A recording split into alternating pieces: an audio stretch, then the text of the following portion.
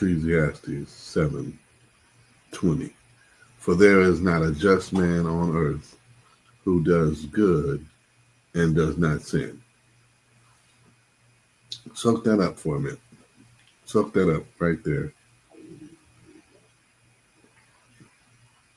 The Old Testament text of wisdom is saying there's not a person who is just,